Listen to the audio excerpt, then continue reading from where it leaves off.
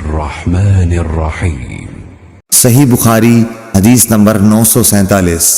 عبدالعزیز بن صہیب اور ثابت بنانی نے بیان کیا، ان سے حضرت انس بن مالک رضی اللہ عنہ نے بیان کیا کہ رسول اللہ صلی اللہ علیہ وسلم نے صبح کی نماز اندھیرے ہی میں پڑھا دی، پھر سوار ہوئے، پھر آپ خیبر پہنچ گئے اور وہاں کے یہودیوں کو آپ کے آنے کی اطلاع ہو گئی اور فرمایا اللہ اکبر، خیبر پر بربادی آ گئی۔ ہم تو جب کسی قوم کے آنگن میں اتر جائیں تو ڈرائے ہوئے لوگوں کی صبح منحوس ہوگی۔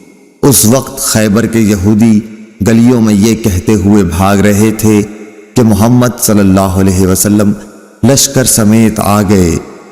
راوی نے کہا کہ روایت میں لفظ خمیس لشکر کے معنی میں ہے۔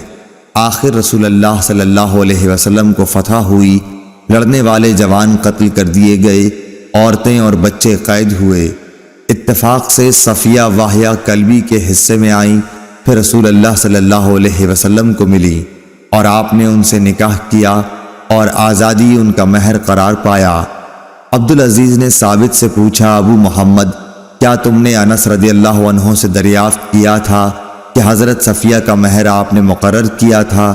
انہوں نے جواب دیا کہ خود انہی کو ان کے مہر میں دے دیا تھا۔ کہا کہ ابو محمد اس پر مسکرا دیے۔